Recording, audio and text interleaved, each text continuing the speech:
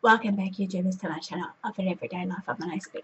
If you're new to my channel, I welcome you all. I'm Aspie, and I'm all about creating mental health and awareness and sharing my life stories with Aspergers Syndrome, OCD, and the like, along with tips and advice along the way, as well as fun and games, regardless of what you're looking for. I'm hoping that some of it will be doable and suitable for you guys. It has been put to my attention so many times before that I have to try and tidy up all these mental health and awareness series that I'm hoping to do and address to you all, as well as some other ones that are coming out and about. But I humbly apologise in advance also that, as I said before, that for some reason my one that I wanted to do for the fun and games that I was wanting to bring out, obviously something has happened and it might have to be put on hold for now for what I was planning to share with you or show you all as a happy-go-lucky kind of last one for my uploading schedule of this week.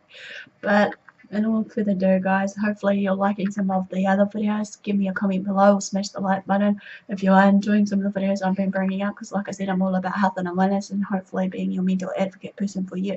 So this is all about basically agoraphobia, and if you suffer from this, maybe you can comment below also to share your life stories, how you go about it, so that we can learn from each other. So let's begin this. Agoraphobia. So the first question is, what is agoraphobia? Agoraphobia is an anxiety disorder that manifests as a fear of situations where escape could be difficult, or in which help would not be readily available if something bad was to happen. It could be also a fear of places or certain situations that might cause people to panic, feel helpless, and or embarrassment. The word comes from the ancient Greek word agora, referring to a place of assembly or marketplace, it means. The condition is often misunderstood as a fear of open spaces, but it is in reality more complex. Agoraphobia is just one type of phobia or form of irrational fear. People with phobias feel dread or panic when they face certain objects, situations, or everyday activities that we take for granted.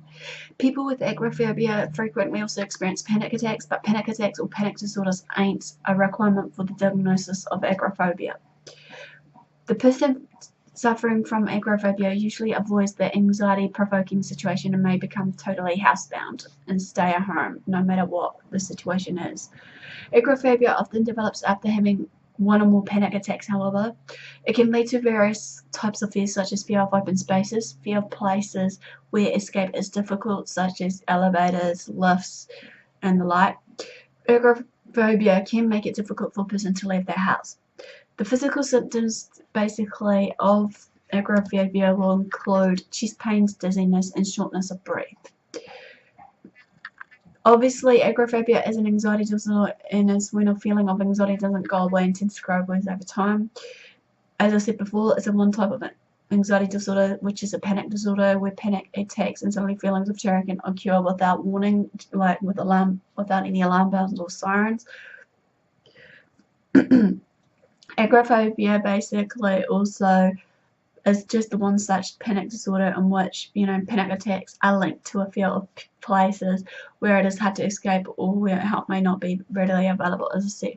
Places that can induce agoraphobia include those that can make a person feel embarrassed, helpless, or trapped, such as crowded areas, bridges, public transport, and or remote areas, depending on where they are at that given situation or time. Most people develop agoraphobia after having had one or more panic attacks.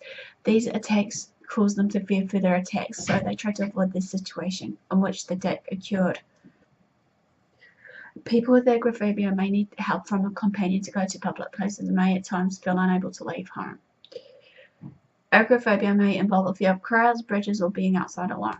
About 1.8 million Americans aged over 18 years, or about 0.8% of adults, have agoraphobia without a history of panic disorder. The median onset of this age is 20 years. Agoraphobia is often treated medically with antidepressants or anxiety-reducing medicine. Most people with agoraphobia can get better through treatment. Recent changes in the diagnostic criteria, however, has been addressed. The terms of diagnosis have recently changed since 2013. DSM-5 states that people with agoraphobia no longer need to acknowledge the excessiveness of the anxiety in relation to the cause of their phobia. In the DSM-4, however, a person aged under 18 years had to have the condition for at least 6 months to receive this diagnosis. In the DSM-5, however, the 6 months duration has been extended to all patients. This is to avoid the overdiagnosis of treatment or fleeting or unrelated fears. DSM-4 also linked the diagnoses for panic disorder and agoraphobia, but this has changed in the DSM-5 manual, however, because a considerable number of patients with agoraphobia don't experience panic-like symptoms. Panic disorders and agoraphobia are now two separate diagnoses, and the labeling of agoraphobia with or without panic disorder no longer applies as it was required to do so in the DSM-4. The causes. Why agoraphobia happens remains unclear, however, but it is thought that areas of the brain that controls the fear response may play a crucial role here. Environmental factors such as a previous break-in or physical attack also may contribute. Also, there is evidence that anxiety disorders may run in the family. Genetic factors may also play a role in this, as well as other panic disorders. In some people, it occurs after they have had one or more panic attacks, and they begin to fear situations that could potentially lead to future panic attacks. Other panic disorders or phobias can play a developmental role too. Signs and symptoms may include open spaces, can lead to a fear of open spaces, crowded spaces, or small spaces. Agoraphobia can present as a combination of fears, feelings, and physical symptoms that are clearly addressed. A person with agoraphobia, however, will commonly fear spending time alone, being in crowded places, open spaces, or small spaces, embarrassment or showing embarrassment, losing control in a public place, others staring at them, losing sanity, death, or that a panic attack will be life-threatening. The main fear is of being in a situation where help or escape will not be possible if danger does arise.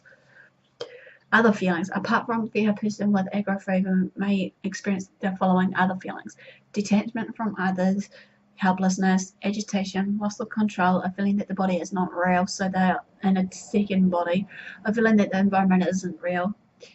Some people become overly dependent on others and remain housebound for long periods of time. Physical symptoms. The symptoms of the panic attacks which may accompany agoraphobia may vary from person to person. It may include trembling, sweating, heart palpitations, feeling of the heart pounding against the chest, the jitters, fatigue, tingling in the hands and feet, nausea, a rapid pulse or breathing rate, and a sense of impending doom. Physical symptoms may include, as I said before, dizziness, shortness of breath, racing heart, sweating, trembling, chest pain or discomfort, choking, flushing, and chills. People who experience panic attacks may change how they behave and function in home, in school, or in the workplace, again depending on where they are in that environment. They may try to avoid situations that could trigger off further attacks. They may become sad, depressed, and they may also become suicidal. Some may also abuse alcohol and other drugs. A Swiss study has recently found that levels of low-grade inflammation also appear to increase over time in people with agoraphobia. This suggests that those with the condition may have a higher risk of atherosclerosis and coronary heart disease. Test and diagnosis. People who suffer from panic attacks should discuss with their physician or clinical doctor. The doctor can then diagnose their underlying panic or anxiety disorder and make sure the symptoms aren't related to any other underlying medical conditions. The doctors then can make the diagnosis of agoraphobia based primarily on the patient's description of his or her own symptoms. The person with agoraphobia experiences anxiety in situations where escape is difficult or help is unavailable, or in certain situations such as being alone. While many people are somewhat apprehensive in these situations, the hallmark of agoraphobia, however, is that a person's active avoidance of the feared situation impairs their ability to work, socialize, or otherwise function. Agoraphobia is usually diagnosed following an interview with a healthcare professional, ordinarily within that field of psychiatry. Specialists will then assess the signs and symptoms. Family or friends may help by describing the person's behavior. A physical examination may rule out any other condition that could potentially cause these symptoms that I have clearly addressed to you. The diagnostic criteria for agoraphobia within the DSM-5 include anxiety or extreme fear regarding being in at least two of the following situations characterized by being difficult to escape from or find help. 1. On public transport. 2. In an open space. 3. In an enclosed space. 4. In a crowd or queue. 5. Additional out of home alone. Additional diagnostic criteria include fear of anxiety that normally relates to a particular situation, fear or anxiety of proportion to the actual danger of the situation. 3 is avoidance of a situation or a companion to deal with it. 4, the endurance of a situation with extreme stress. 5, distress or problems of life that has caused the fear, anxiety, or avoidance. 5, long-term persistent phobia and avoidance. Treatment options available for this are, as we know, it can be used as a combination of medication and psychotherapy. Treatment is effective for most people with agoraphobia, but it can be harder to treat if people don't get the early help that is required. The medication. Healthcare professionals can prescribe either one or both of the following types of medication. Selective serotonin reuptake inhibitors, or SSRIs as it's abbreviated down to, are a type of antidepressant that can be prescribed to treat agoraphobia. Other types of antidepressant can also be prescribed, but the adverse effects may be further greater. Anti-anxiety medications, also known as benzodiazepines, are sedatives that can relieve the symptoms of anxiety only in the short term. Benzodiazepine can be habit-forming. The antidepressants may start on a higher dosage and then slowly decrease when the treatment is ready to be finished for this. Starting and ending a course of antidepressants can sometimes lead to side effects that are similar to a panic attack, and caution needs to therefore be advised here. Psychotherapy. Agoraphobia will often be treated with psychotherapy. Psychotherapy involves working with a therapist to reduce symptoms of anxiety so that the person will feel safe and able to function better. CBT, or cognitive behavioral therapy, focuses on changing the thoughts that causes the condition. The person may learn 1, that it is unlikely that fears will come true, 2, that anxiety decreases over time and that symptoms can be managed until it does. 3, how to cope with the symptoms. 4, how to understand and control as a sort of view of stress, including situations. 5, how to recognize and replace thoughts that causes the panic. 6, how to manage stress. One task might be to imagine the situation that did cause the anxiety, working from the least to the most fearful. Therapists who treat agoraphobia may offer initial treatment without the patient needing to visit the therapist's office. Options may include telephone or online therapy, home visits, or treatment sessions in a place that the patient considers safe and comfortable for them. Family support can also be good by showing understanding and not pushing the individual too far to the edge. Self-help tips for managing symptoms are self-care that may include the help that may help. 1, sticking to a recommended treatment plan. 2, learning how to relax and maintain a sense of calm. 3, trying to face their fear situations. This can make them less frightening. 4, avoiding alcohol and recreational drugs. 5, staying healthy with some physical activities as well as balanced diet and enough sleep. 5, agoraphobia.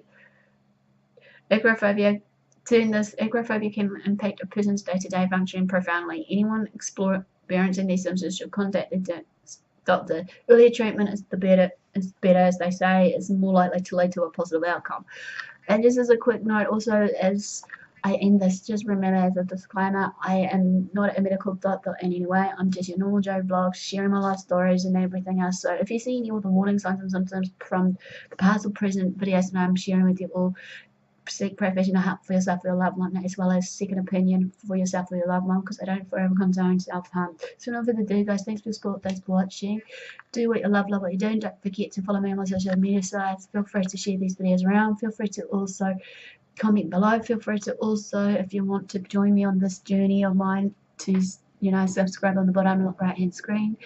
Feel free to also, if you have decided to subscribe, to turn on the notification bell so that you can keep up to date with what I get up to. Follow me on my social media sites, because I do sometimes post now and again to get you guys in the loop of what's going on. So another day, guys, thanks for watching, and I'll see you all again soon. Ciao.